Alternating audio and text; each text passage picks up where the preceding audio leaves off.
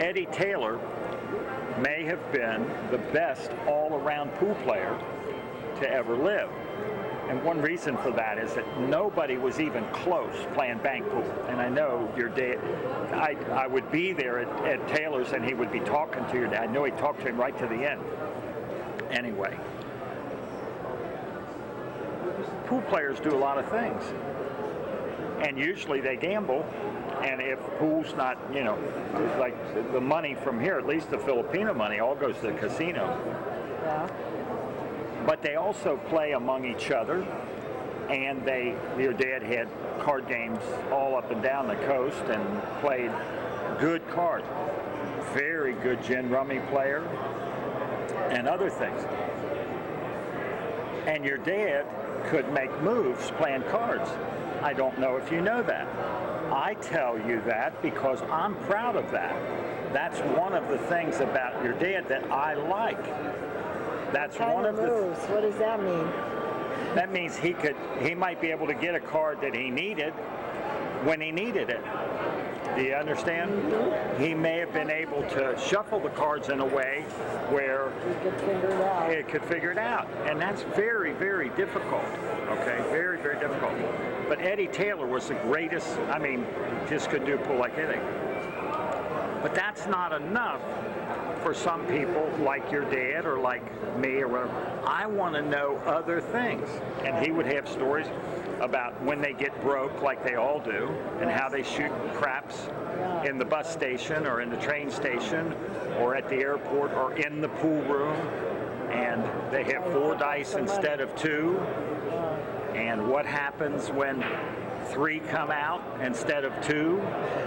And what happens when the card falls on the ground? And very, very funny stories of different things. But anyway, we call that a move.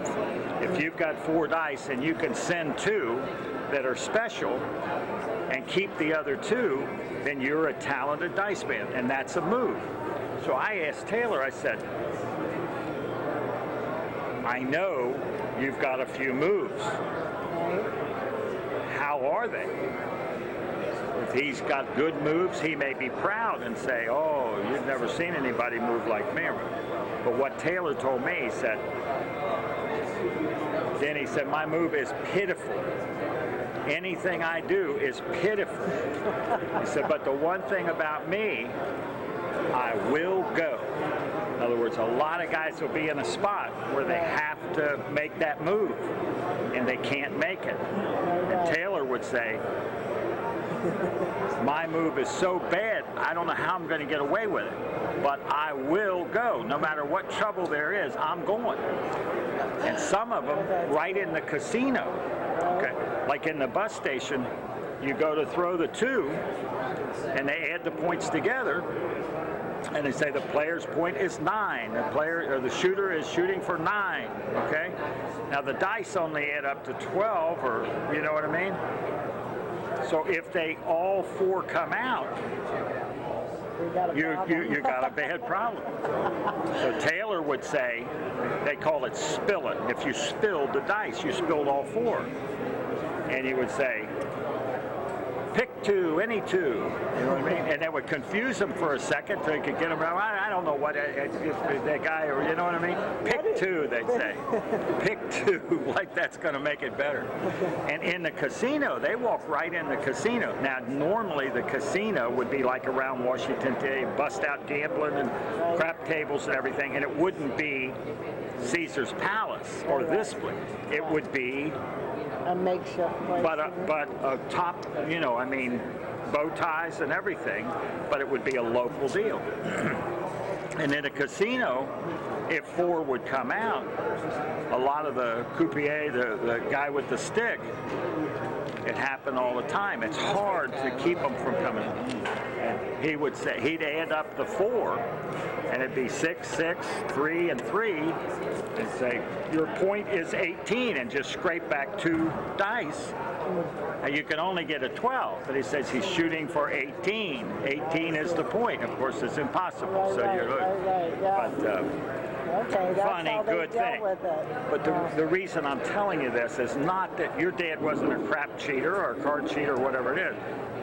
But he knew, and he had the best of it because if he was going to play Jim Rohn, he's going to play. And I think of a lot of people, yeah, that's what I'm saying, a lot of pool players that didn't, or backgammon or whatever.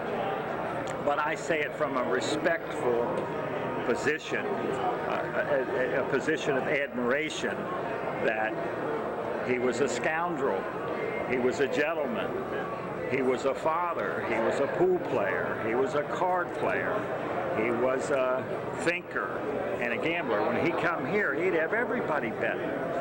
Who do you like here? Who do you like there?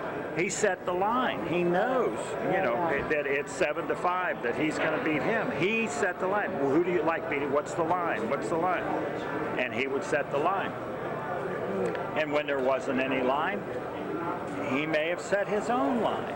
But all from a standpoint of seat of his pants, pocket full of money, pocket empty of money, do what he needs to do, and owe nobody nothing.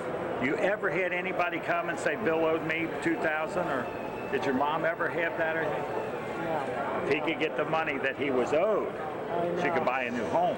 I know. But he owed nobody. We should have had a list of all those debts. Yeah, he did.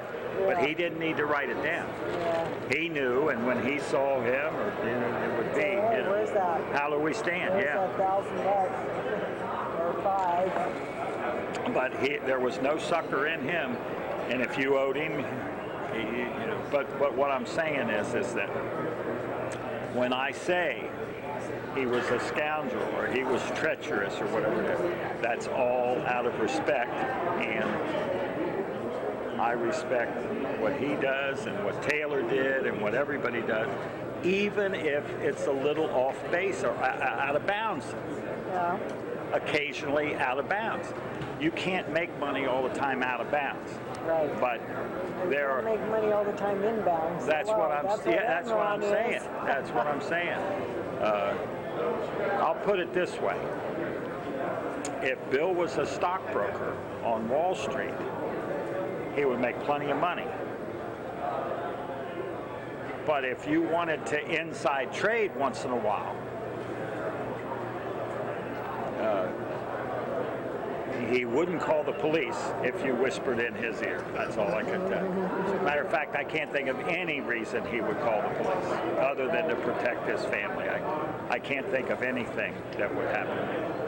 Well, he did things by the book, actually paying taxes on gambling. Oh, yeah. That's what I'm saying. That's what I'm saying. Now, that's to protect his family.